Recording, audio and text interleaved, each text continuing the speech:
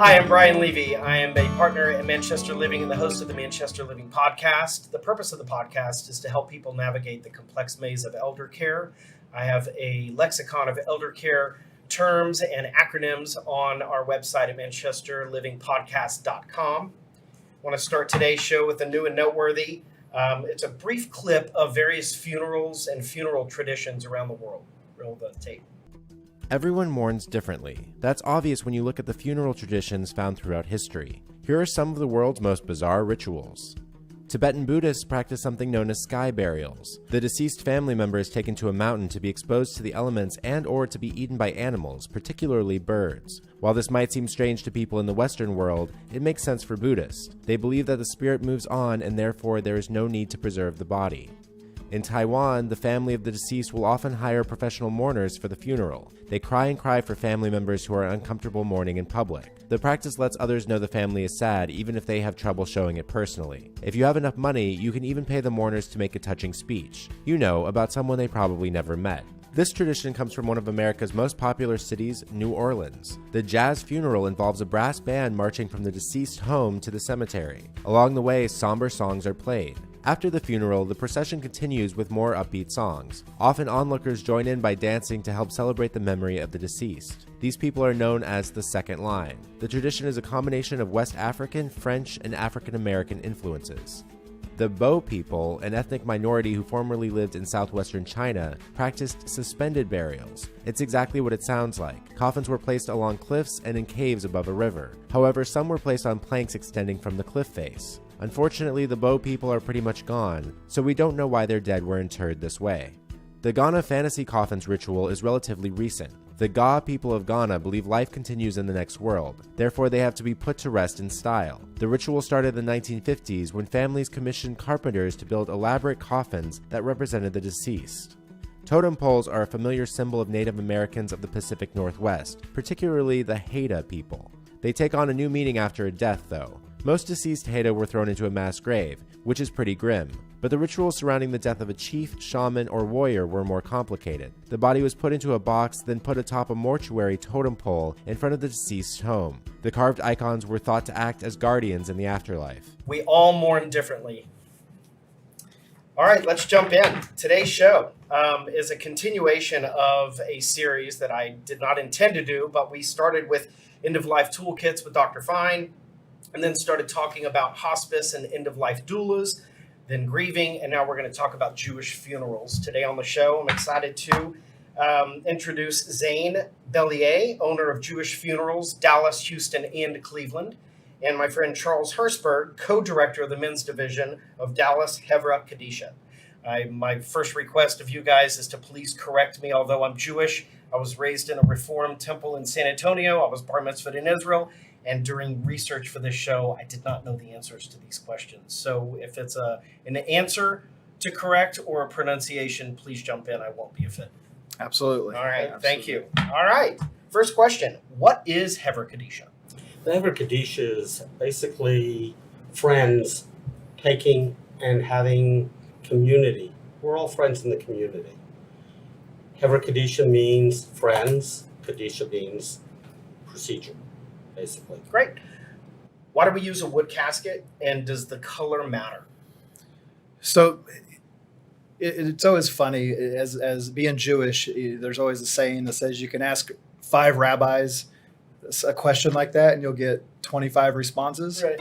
So I'll give you, one of the many responses that I've heard that's been, discussed, and a lot of, and the main reason is because it's all wood casket. All right. And the end result is for that casket to ultimately dissolve into the earth, for our body to become one with the earth, because our belief in the afterlife is, that there is an afterlife, and we are essentially similar to planting a tree.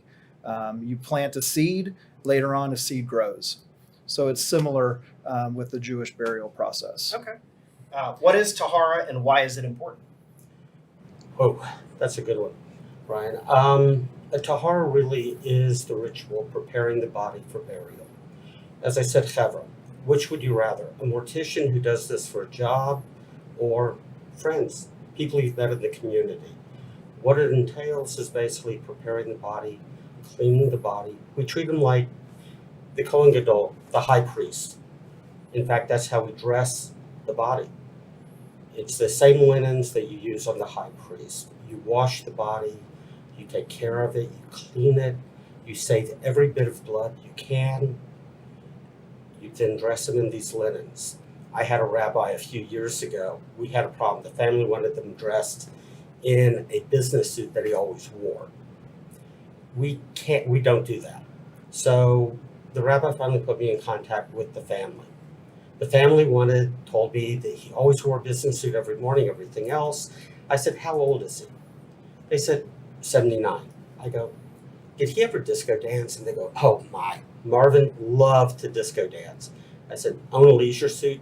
Wife shook her head and said, he had 7 leisure suits. I said, well, imagine a white linen handmade leisure suit.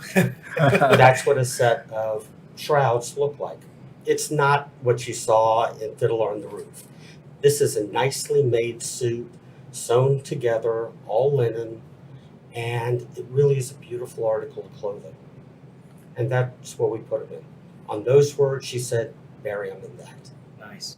I love that story. I know Great story. some families like to put trinkets and keepsakes and favorite items in a casket. Is that allowed in a Jewish funeral?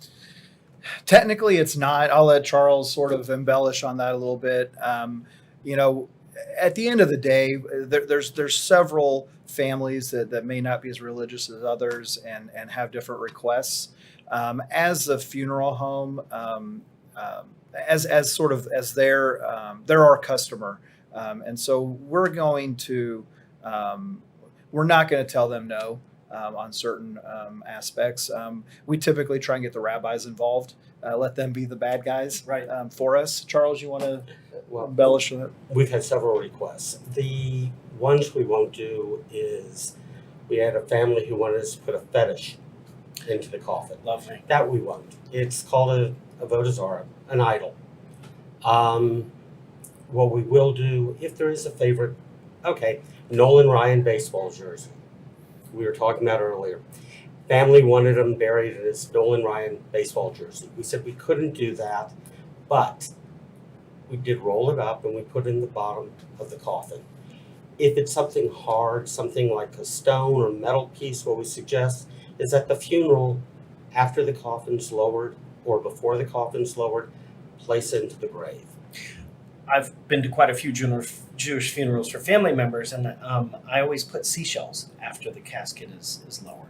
Lots of traditions, and really everything we do in a Jewish funeral, there's very few that are laws. It's all called binhag, which is tradition. And the city has its own tradition. If your family has a tradition, that's what we want to observe. To honor the family as well as the deceased. So let's walk through the traditions at the burial site. I know we take the shovel and turn it upside down. What's the purpose of that? And also address the pouring of the wine that we talked about earlier with the wine cup going upside down and the shovel upside down. Sure. So traditionally, you want to start with the back portion of the shovel. There's a number of responses for why we do that. The most common is just, quite frankly, it's difficult to shovel dirt with the backside of the shovel. If you think about when you're out gardening, are you going to turn the shovel around? I don't know about you, but I can barely shovel the right way. Right. When I'm trying to do something in my backyard. So turning the shovel backwards makes it even more difficult.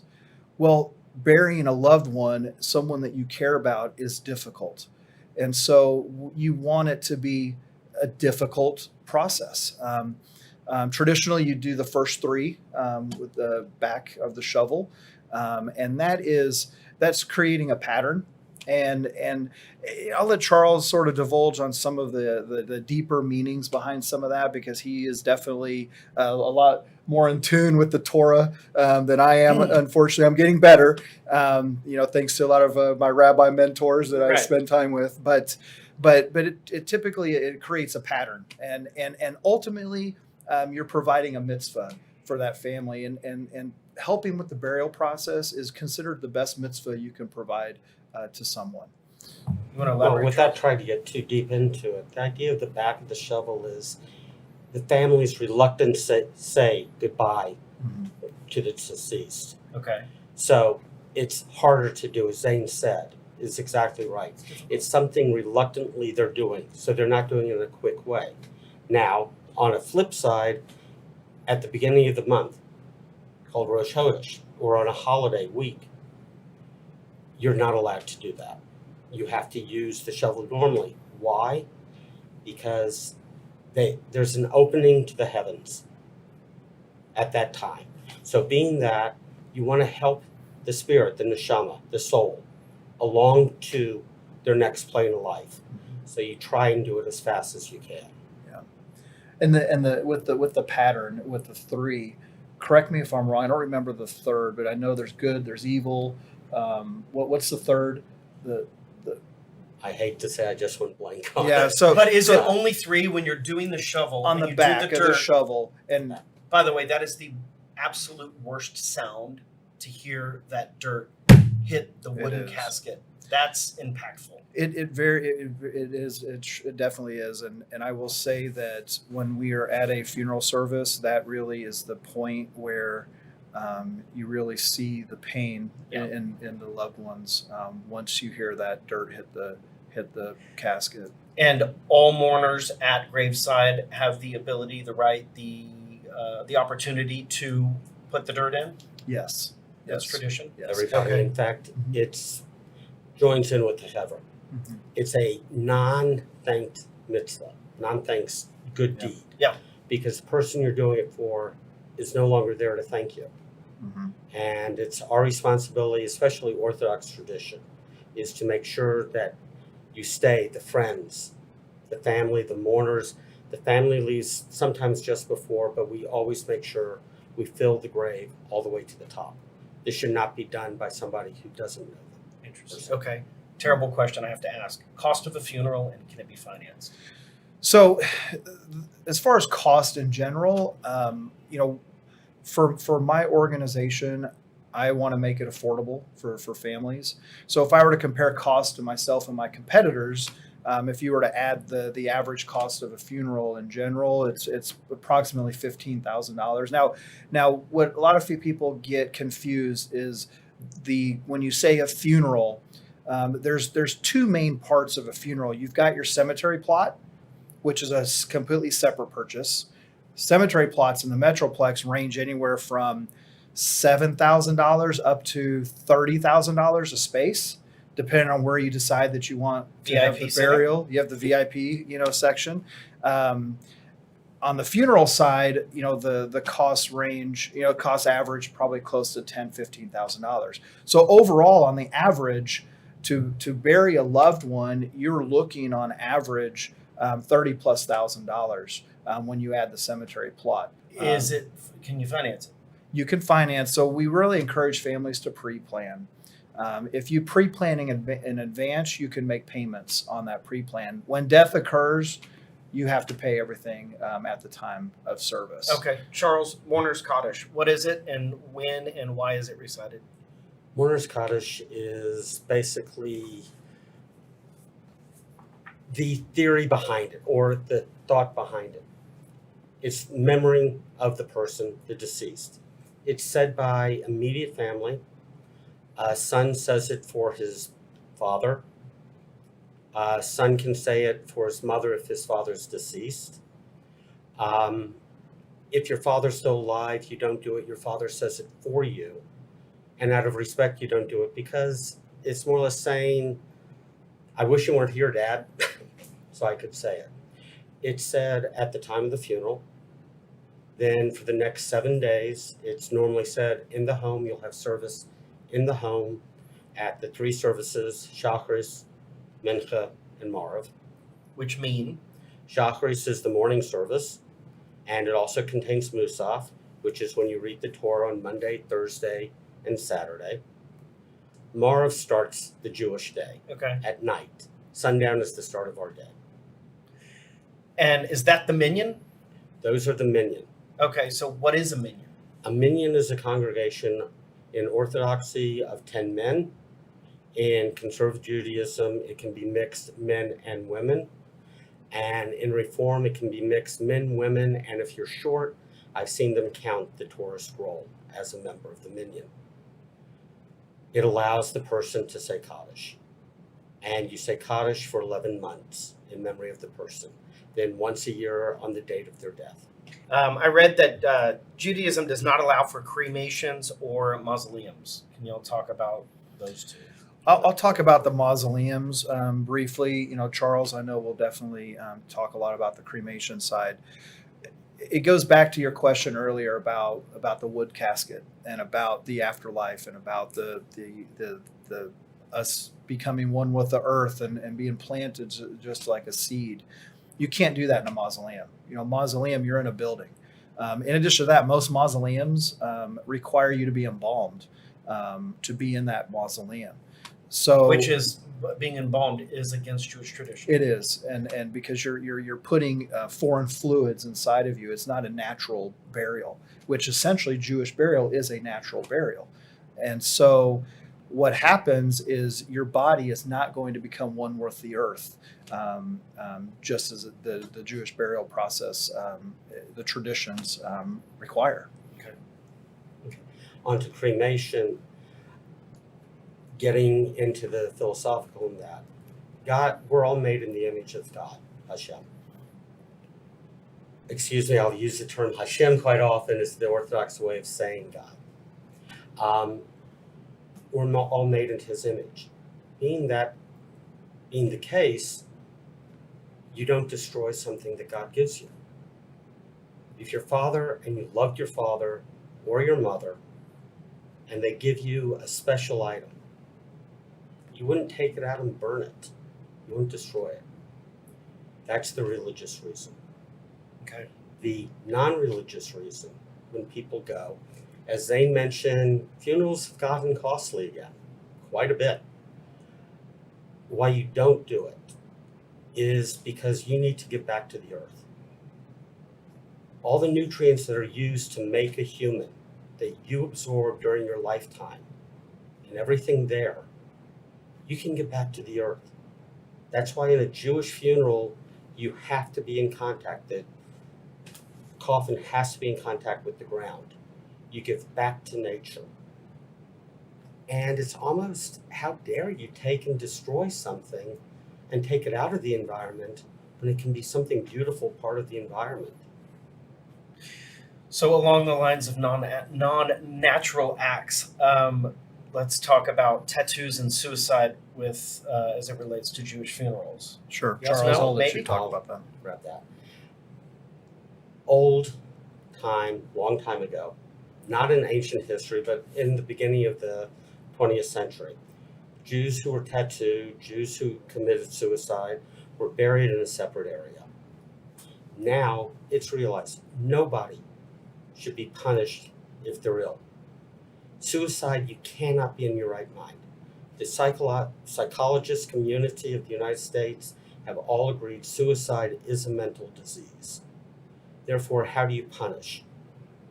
One general said, our job is to make sure we take care of everybody, and it's God's job to divide who's righteous and who's not. That's pretty nice way. Yes. Our job is to say everyone has a right to a burial. Everyone has the right to their friends handling it. Someone who commits suicide, they're not in their right mind. Therefore, it's your job to let them be part of the community. Show them acceptance. If it's wrong, Hashem will let you know. Not let you know, we'll let them know. Yeah. On tattoos, was eliminated after World War II. How do you tell a survivor from a concentration camp? Tattoo? No, you can't be buried in a Jewish cemetery. Right. It broadened the aspect. How do you take somebody who is young and foolish, some people old and foolish, do something that they can't get removed, and now that they've actually accepted Judaism, they want a Jewish funeral, which is part of accepting Judaism. And don't judge, right? Don't judge. All right, let's talk about funerals and technology. Doing research for this episode, I came across some absolutely incredible and bizarre things. Okay. Technology related. I saw a headstone with a QR code. Wow. that gave the entire bio of the deceased. Wow, that's interesting. We haven't come across that yet. Have you heard No. that? No. What other technology is involved in funerals that you use or know Wow. of? Funerals have traditionally been very old school and boring, Right. for when it comes to technology. Until QR codes were invented. Right, I guess, right. Well, COVID has really kind of launched us into the new technology times, and so what we're seeing now is live streaming is becoming very popular, and as a result, I've invested time and money into technology. We are actually about to launch an app that will provide a true live stream service at the graveside, regardless of the internet connection. That's a challenge with the graveside, is you're not guaranteed that you're going to be standing next to a tower or a router Right. to have the perfect signal. So this app will actually allow us to record live, send a message to the viewers that the signal is weak, and so the live that they're seeing is going to be interrupted, but it's continually being recorded. They'll be notified when the service is complete. It'll upload, and they'll be able to start where they left off, which is actually fantastic, because right now we have a lot of families that will watch and they don't quite understand that we can't control the internet signal. Right. We can't control Zoom. We can't control these big companies on what decisions they make if they were to shut off the viewers or what happens. So this is going to be a big step. Plus, we're installing live stream cameras in our funeral homes, and that will be significant with an excellent platform.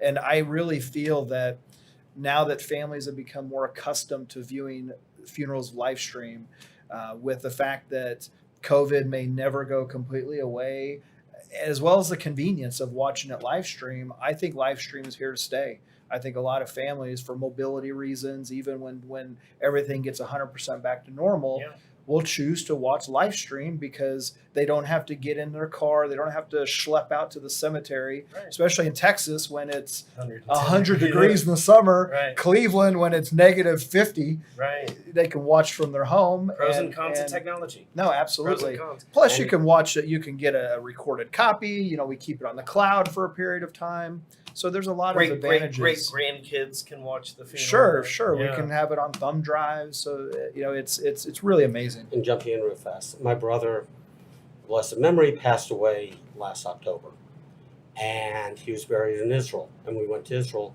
but all of his friends were in the United States, so we were able to stream here. In the Jewish tradition, are there viewings? Are there open caskets? What are the traditions on that? So if you talk tradition, the short answer is no. It is definitely not encouraged. And when you're talking to an Orthodox conservative rabbi, they're going to strongly discourage it to the extent of denying families to view their loved one prior to burial. And the reasoning that's been given to me in the past is that's not the last image that you want of your loved one. Your last image is you having the opportunity to say goodbye to them and be with them when they pass, or even if you weren't able to be there when they pass, the last memory you had when you were with them when they were alive and well. On the more reform and not observant side, yes, we have had families that have come in and wanted to view their loved ones. So we're not going to deny them that opportunity. It's just a matter of, you ask a rabbi what they're encouraging you to do. They're going to tell you that they don't encourage that. And so really it just comes down to the family's preferences and what they choose to do at the end of the day. Okay. So Charles, you Now, want to add on to that? Taking the Orthodox and conservative Orthodox side, once you do a tahara, the body's clothed, the head is covered, there's a head covering. We don't want that disturbed. With that, so you don't open the casket. If the family wishes to view it beforehand, we've done that several times, arranging for the body to be viewed by the family, because you want to know in your mind closure. You want to make sure you don't have that little thing, are they hiding from me somewhere in the United States and I can't find them, and where did grandma give all her money to? But Like Tupac and Biggie. Right. They're hiding. Gotta have closure. exactly. But the traditional reason is You want to get that person moved on as soon as you can. So you do the tahara. You don't have a viewing to delay it. You take the body, the casket, to graveside and you bury. Then the soul, the neshama, can move on to the next level and start their next. And in Jewish faith, you do believe in the afterlife. 100%. Yes. 100%. Okay. You can find in the Old Testament, you can find it from the prophets. Zane, what haven't I asked you that I should? I think the biggest question is what benefit do you get out of pre-planning? I know we talked earlier about the benefit of being able to pay in advance, but what is also a significant benefit is having that peace of mind that it's completed and out of the way. Because at the end of the day, it's not about you, it's about your children. It's about the ones you leave behind. They're the ones that are going to be faced with that burden of making the arrangements, making the payments, and going to the cemetery to sign off the documents, to meet with us to sign off on documents. And the more you can have prepared in advance, the easier the process is. Ideally, we want to have a burial within 24 hours. It makes it extremely difficult, if not sometimes impossible, for that to happen when no plans have been in place. Yeah. Charles, what haven't I asked you that I should? Zane just opened up something that lets me get on my soapbox for a second. Pre-directives. Please, if you do nothing else or get nothing else from us here, go out, make sure you have a pre-directive. You can download them. They're free, most of them, unless you want to go through a lawyer. Make sure somebody has your medical power of attorney. That pre-directive lets them know what you want, how you want to die, and how go further with giving somebody the idea in your pre-directive. And this doesn't have to be legal, but write out what you want. If you can pre-plan, fantastic. Saves you money, lets you know what it is. And when the 4 siblings get together to plant mom or dad, you don't have the argument. No more World War III. You don't have Yeah. World War Yeah. III. Yeah, that's great. It's the greatest thing you can do. That's for part everybody. of the first show of this series that I did with Dr. Fine was we talked about end of life toolkits, and that was part of it. So Well, and to his point, sorry to interrupt, but when he mentioned about there's no confusion on what happened, you have families that maybe mom and dad were really religious. They're going to be buried in a section at the cemetery that requires all of the Jewish rituals to be followed, meaning a shomer at the funeral home, the tahara, the Chevra being involved. And the family members aren't as religious, and they don't understand, well, why do we have to do this? We don't understand. And so that's why you do it in advance and you document this and educate your kids. It's all done. This is what's going to happen. It saves the argument. It saves the questions as well. when Good. time And comes. so- thank you. So people don't ask what Zane just said. A shomer is a person, a fellow Jew, who is with the person from the time, preferably from the time of death until they are buried. They recite what's known Tehillim. It's the Psalms that David wrote. They recite every hour a Tehillim in honor of that person, and they actually stay at the funeral home. There is a tradition about Jewish burials in terms of from time of death into burial. What is that? Ultimately, it's 24 hours. Israel, I've seen it literally in 1 hour. Oh my. Mhm. Okay, thank you for that. I want to play on today's nugget. I want to play a clip of Ruth Bader Ginsburg's Kaddish as the group all said it together. Roll the clip.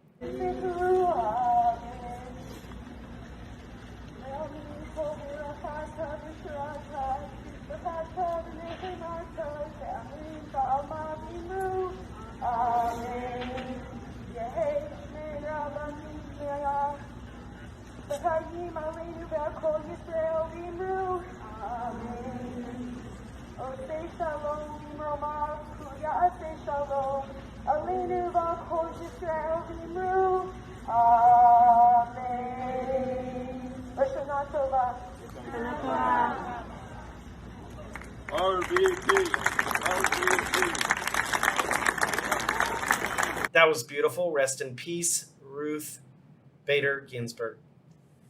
All right, gentlemen, let's move on to the lightning round. This is a good opportunity for the Do we have a viewers, buzzer? Do we have the viewers to get to know you. Answer Uh-huh. quickly. Are you Okay. ready?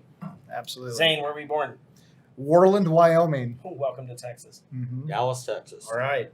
First memory of being Jewish or most fond memory of being Jewish? My most fond memory is definitely my son's bar mitzvah in Israel. Since he stole my thunder, I'll say my son's bris. There you go. Bar mitzvah and a bris. Pretty memorable. Can you write in Hebrew? No, Can you write in Hebrew? Poorly. Ever lived in Israel? no. Ever Yes. flown a plane? I have been on a plane. Flown a plane. Never flown a plane. Shot a gun? Absolutely. I was in the Army. Shot Yes. a gun? Favorite sport to watch or play? Baseball. Football. Phone or iPhone or Android? iPhone. Favorite Jewish funeral tradition? The Chevra Kadisha. Tahara. I would say the chuppah, the marriage canopy. If you could eat something non-kosher, what would it be? Shrimp. That's hard. There's so many. Oysters, if you said There shrimp. you go. Strangest funeral request? Cremate me and put me in shotgun shells. All right. I would probably put up a baseball jersey, to be buried in a baseball jersey. Wow. I'm not that big of a sports fan, and I hunt, and that gave me some really cool ideas. Okay. All right. All right. Gentlemen, thank you very much for being on the show today. This is very enlightening. What's the best way for viewers to reach you if they need to? You can reach out to us. Our main website is jewishfuneralsusa.com. Great. Charles? DallasHevraKadisha.org. Fantastic.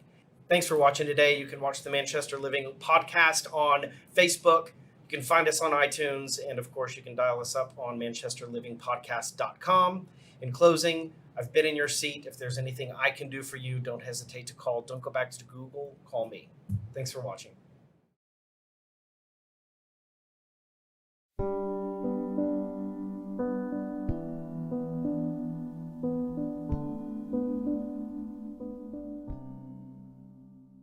יתגדל ויתקדש שמי רבה. בעלמא דברה חירותה וימליך מלכותה, בחייכון וביומכון ובחיי דכל בית ישראל, בעגלה ובזמן קריב, ואמרו אמן. יהי שמי רבה מברך לעולם ולעולמי עלמיה. יתברך וישתבח ויתפאר ויתרומם ויתנשא ויתהדר ויתעלה ויתהלל, שמי דקודשה בריך הוא.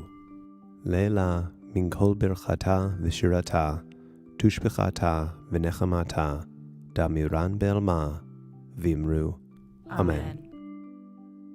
יהי שלמה רבה מן שמיה, וחיים עלינו ועל כל ישראל, ואמרו אמן. עושה שלום במרומיו, הוא יעשה שלום עלינו ועל כל ישראל, ואמרו אמן.